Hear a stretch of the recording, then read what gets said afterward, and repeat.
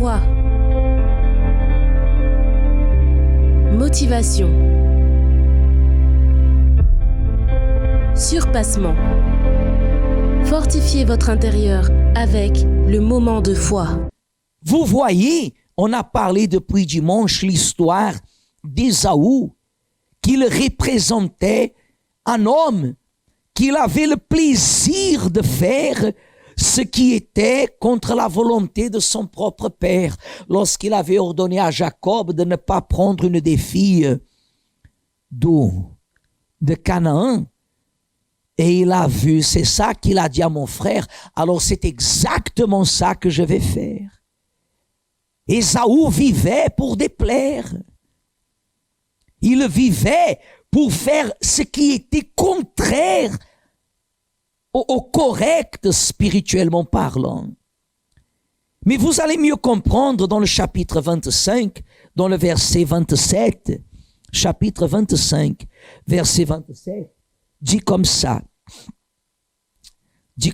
faisant référence à Ésaü et à Jacob, verset 27, chapitre 25, verset 27. Qu'est-ce qu'il est écrit? Ses enfants grandirent, n'est-ce pas? Ésaü, faites attention, mais Ésaü devint un habile chasseur, un homme des champs. Mais Jacob fut un homme tranquille qui restait sous les quoi? Sous les tentes. Voyez, à l'époque, avoir un enfant qui devenait un chasseur était déjà une gloire pour le père. Mais un habile chasseur, alors là, c'était quelque chose d'extraordinaire vraiment. Il dit comme ça, c'est là que vous allez comprendre, verset 28. Isaac aimait Ésaü. Isaac aimait Ésaü.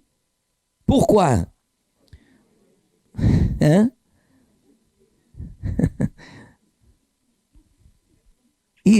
Isaac aimait Ésaü parce qu'il mangeait du gibier. Et Rebecca aimait Jacob. Comme Jacob faisait cuire un potage, Ésaü revint des champs accablé de fatigue. Et Ésaü dit à Jacob, laisse-moi, je te prie, manger de ce roux-là, car je suis fatigué. C'est pour cela qu'on a donné à Ésaü le nom d'Édom. Jacob dit, vends-moi aujourd'hui ton droit d'aînesse. Ésaü répondit, voici, je m'en vais mourir. À quoi me sert ce droit d'aînesse?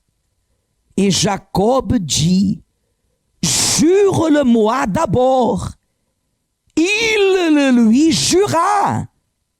Et il vendit son droit d'aînesse à Jacob. Et alors Jacob donna à Ésaü du pain et du potage de lentilles. Il mangea et but, puis il se leva et s'en alla. Et c'est ainsi qu'Ésaü méprisa le droit d'aînesse. Lorsque nous lisons ce que nous venons de lire, on a à peine 6-7 versets, nous pensons et nous avons la pensée de dire la compréhension suivante, que Ésaü, il a vendu le droit d'aînesse dans un moment de faiblesse.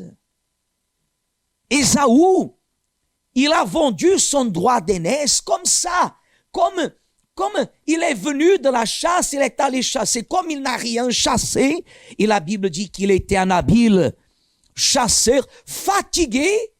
Il arrive à la maison, il n'avait rien à manger, fatigué, il voit la nourriture que Jacob faisait, et tellement il était affaibli, affamé, qu'il a négocié le droit d'aînesse pour ce plat de lentilles. Non, non.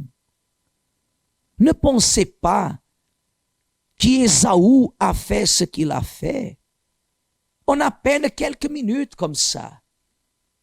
Ne pensez pas qu'en 30 minutes, 40 minutes, que pendant 1 heure, Ésaü, il a fait ce qu'il a fait. Non. Ici, c'était la conclusion. Ici, c'était la conclusion d'un parcours qu'Ésaü, il avait entamé. Une posture, un comportement, un caractère, un choix de vie. Lentilles, c'était un plat qu'on faisait cuire vite. Et vous pensez qu'il a fait comme ça, tout simplement parce qu'il a eu faim? Non, c'est comme un homme marié. C'est comme, par exemple, aujourd'hui, je suis un homme marié. Et cela, ça va faire déjà 21 ans. Tout à l'heure, je parlais même à ce sujet. Ça va faire 21 ans que je suis marié. Et maintenant, tout d'un coup, je sors d'ici de l'église. Et en chemin vers la maison, il y a des prostituées. Et tout d'un coup, je vais voir une prostituée et je me prostitue. Vous pensez que cela arrive du jour au lendemain? Non. Ce sont des choses avec une préméditada. Vous comprenez? Jacob, qui était quelqu'un que jusqu'à présent, il était un, comment on dirait, pas un magouilleur aussi, mais il était un trompeur. Qu'est-ce qu'il a fait? Il a profité de la situation. Il a dit, oh, vends-moi aujourd'hui ton droit d'aînesse. Ésaü aurait dû lui dire comme ça, répète ce que tu viens de lui dire et tu vas voir ce qu'il va t'arriver. C'est vrai ou c'est pas vrai?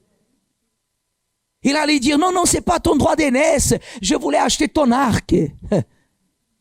Mais non.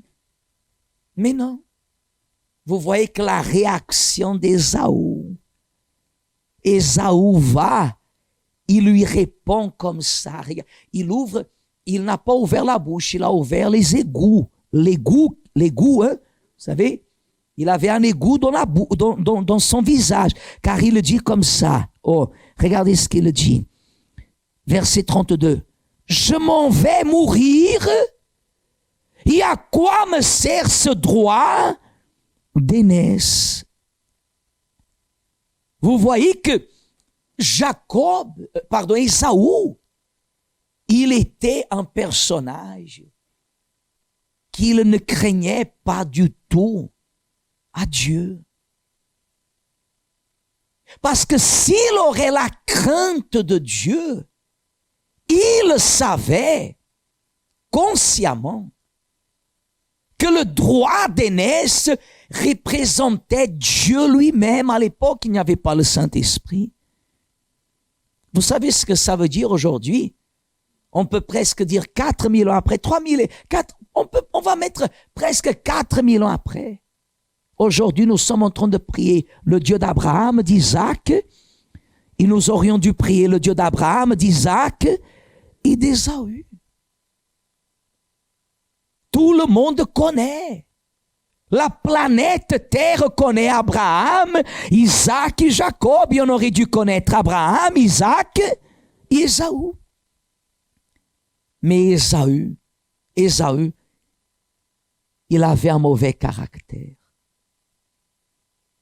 Il avait une mauvaise personnalité, une mauvaise conduite. Vous voyez qu'aujourd'hui, des fois, quand vous voyez des personnes à l'église qui réagissent de la même façon, sont des personnes tout simplement que le moment est arrivé et ce qui était caché est venu à la surface. C'est pour cela que vous devez faire une analyse, l'analyse de votre foi, l'analyse de votre comportement. l'analyse de ce que vous êtes à l'Église. Vous êtes une personne que vous témoignez ce droit d'aînesse. Qu'est-ce que c'est le droit d'aînesse aujourd'hui dans nos jours? Par quoi est représenté le droit d'aînesse à l'Église aujourd'hui? Par la présence de Dieu, le Saint-Esprit. Le Saint-Esprit. Êtes-vous une personne qui à l'Église, vous avez des ennemis? Ah non, évêque, moi je n'ai aucun ennemi. Ce sont les personnes qui disent que je suis son ennemi. C'est bizarre. Êtes-vous une personne que votre comportement à l'Église, il n'est pas exemplaire? Parce que s'il n'est pas exemplaire, c'est parce que vous êtes en train de négliger quelque chose.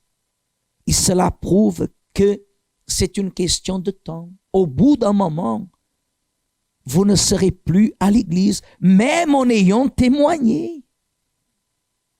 Parce que vous êtes conscient que l'Église, dans tous les cas, je parle au centre d'accueil, je ne connais pas les autres églises, mais à l'Église, nous vivons uniquement pour vous amener vers qui? Vers Dieu, vers le salut, avoir une vie bénie, une vie qui réussit, une vie qui avance, être baptisé du Saint-Esprit, vivre pour votre salut. Des fois, à l'église, le garçon connaît la jeune fille et au bout d'un moment, déjà au bout de quelques jours, ils couchent déjà ensemble, ils vivent une vie. Pourquoi? Parce que ils ne considèrent pas son droit, leur droit de quoi? D'aînesse. Et pour que vous voyez à quel point le droit d'aînesse, parce que, attendez, ne pensez pas que coucher, garçon qui couche avec une fille, c'est seulement avoir un acte, un rapport sexuel, non? Des fois, vous avez une liaison par la parole. Vous touchez à ce que vous ne devriez pas toucher. Vous parlez de ce que vous ne devriez pas parler.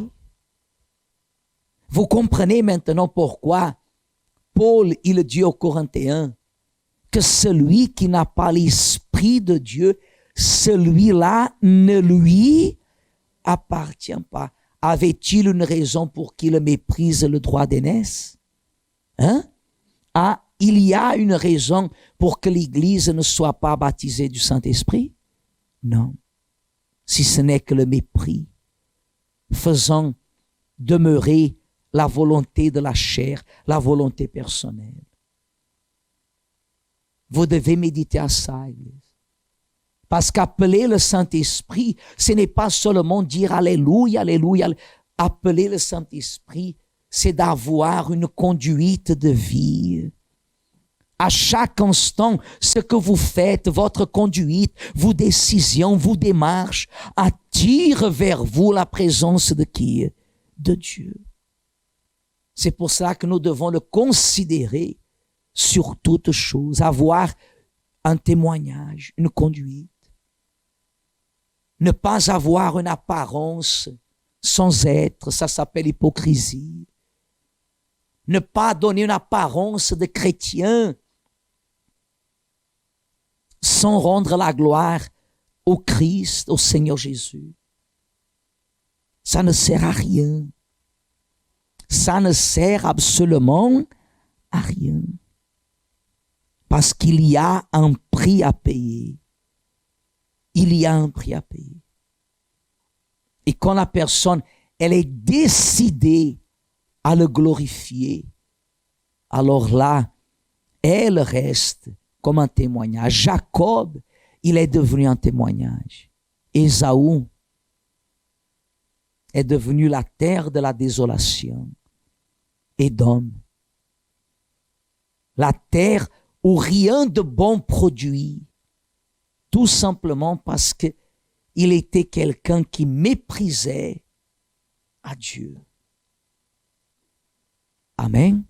Et venir à l'église, chercher le Saint-Esprit Il pensait que le Saint-Esprit va venir tout simplement parce que je lui dis Alléluia, Amen. C'est de me tromper à qui? Parce qu'à Dieu, je ne peux pas tromper.